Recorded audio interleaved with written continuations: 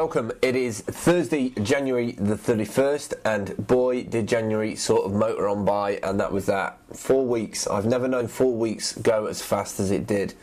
In the beta phase of getting this show sorted out and fitting it into my day-to-day with my web development and all the day-to-day jobs of being a new father 8 months ago, I fine-tuned this so I could record it, so many a day.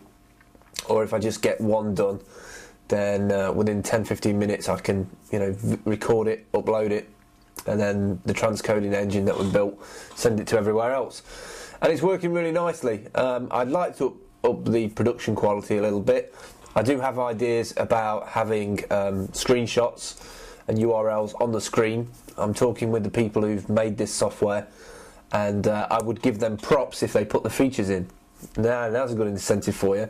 You put the props in, you put the features in, and I'll give you props. I'm hoping that they'll do it something along the lines of pressing a function key. So you press a function key and you have the first URL come up, and you have your picture come up, or you have an overlay. And I think it'd be quicker for somebody on the go to be able to have the features of putting all your show notes. How I actually put a show together is I put all the show notes into a thing called Basecamp by a great company called 37 Signals. I then load them into tabs on Firefox, and I then save that session using a great plugin for Firefox called Session Manager.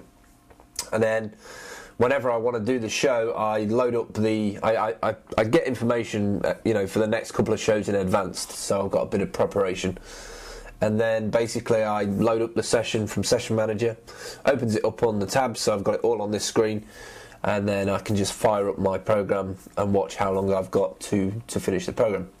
Each program is going to be 10 minutes in length. I just want to do a big shout out to all the people who've just suddenly joined up because it's on my row. We shot up from probably only, a small smattering of 10 people signed up to the RSS feed, and now we've got over 65, which is awesome. I do this show really as a bit of a release to get things off my chest and to talk about little tech things that are going on, but for people to like it as well and subscribe to the feed, it gives you a good buzz. And I really do think this is a year of personal media, broadcasting media, a lot of interesting things going on right now. So anyway, let me get straight into the links of today. This one is very funny, and just it rings a weird sound in my head. I don't know why, but over at Boing Boing, you can get to this at purl.com, KEGELN. McDonald's can now award A-levels in the UK. A-levels, if you're American, I think it's either A-levels. I'm going to have to find out what the similar ones are, but it's A-levels, sixth formers. So I don't know what the sixth former equivalent is in the US. The British government has granted McDonald's the right to hand out A-levels, a qualification recognised around the world, used as a sort of entrance exam for some universities on the basis of its training programme. Fast food giant McDonald's has become one of the first firms to offer its own nationally recognised qualification. It will offer a basic shift manager course, training staff in skills such as human resources and marketing. The QCA will allow Network Rail and Flybe to award qualifications based on their workplace training schemes. Now, A-levels, GCSEs, all these sort of qualifications that you can get at school. I have a little bit of a bee in my bonnet about qualifications of schools and courses and technical colleges, is that you can train to learn how to use Photoshop, but the problem is by the time you finish your course, be it a year or 2 years or 3 years, the version of software that you've probably been using in college is the same one. I know of a circumstance where a friend of mine, going back a number of years now, he was using Photoshop 6 and was trained on Photoshop 6. And did the 2 or 3 year course, and as you know, nowadays it's not a yearly upgrade cycle, it's probably every couple of months, 3 months, and he got a job as a designer working somewhere in Cambridge. Went to the job, and he wasn't a geek, but he knew the tools, he learned the tools to learn his trade, and he got into the job, found out that he had Photoshop 7 or 8, I can't remember which one it was, and it had a totally different tool set, totally different layout, totally different way of and it freaked him out to the point that he didn't feel confident to do the job. So I have a bit of a problem with qualifications that don't upgrade on the spot and don't revisit tools. I think if people need to be trained not just the basics of computers, but the whole updates and upgrade cycle, and releases and patches and all of that stuff. And I don't think that enough of that is done. That's probably why I do this show. Okay, next one. This is a cool device. I know I always say this is awesome, but this is a cool device. This is from a company in Germany. I've been watching these guys for about a year and a half now. They're probably not that long, probably a year. They're called Nova Media. They're at novamedia.de.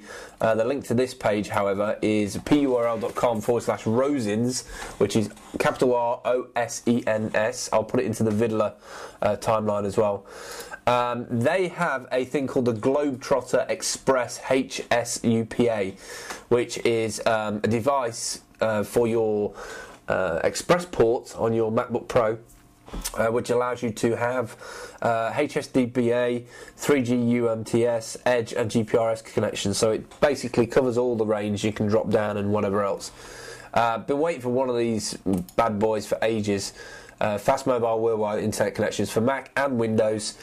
And it's a beautiful little device. It's actually made by Globetrotter. They've actually got a branded one now, and I've been waiting for ages for them to bring out a branded device, not one of these, ones that you get from the Far East that they've just rushed out because they've got the firmware for it. Because I find the devices are not mature, the device drivers are not mature enough.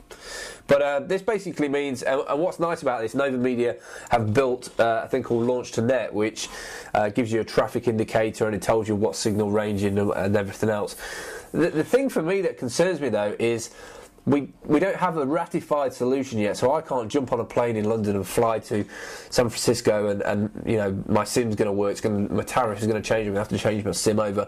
There needs to be, I don't know, a piece of software. The next version of this card maybe has twin SIMs in it, which auto detects, what network you're on, what country you're in. That'd be sweet. I know Wi-Fi is rolling out everywhere, but with the whole mobile broadcasting thing, I think something like this would be incredibly useful. So check that out. That is Nova Media, and you can find it at Rosens, purl.com, ROSENS. Alrighty, let's rattle on to the next one. This one is just a quick snippet, really, from Truemore's. British banker dies drinking. Quite a sad story, really. 22-year-old finance graduate in England drank himself to death in a last man standing competition he had with a friend, which was inspired by the film American Pie 5, which I've not seen, so I don't know about it. A blood alcohol level sample showed that he had 545 milligrams of alcohol in 100 milligrams of blood, which is almost 7 times the drink drive limit. It is sad that we live in a culture that turns a blind eye to the risk of drinking. I don't think we turn a blind eye.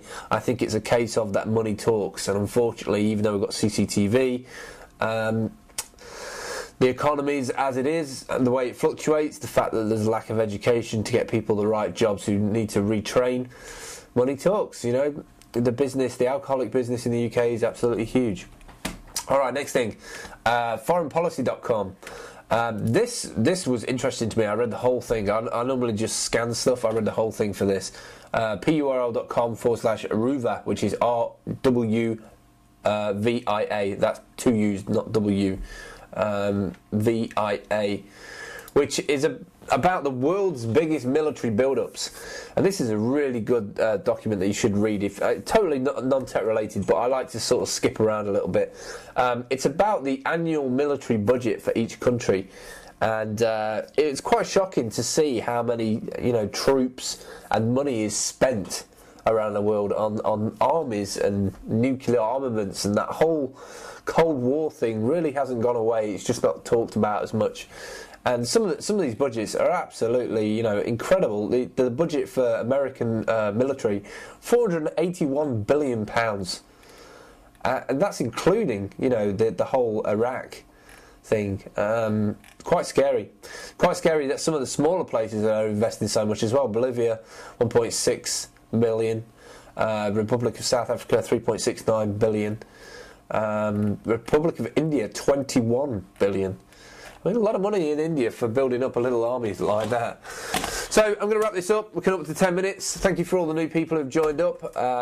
This is Social Ninja TV. You can get it on Social Ninja TV. Subscribe at the feeds at the top of the site for your different devices.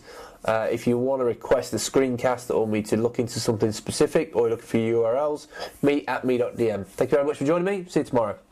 New month tomorrow, 1st of Feb.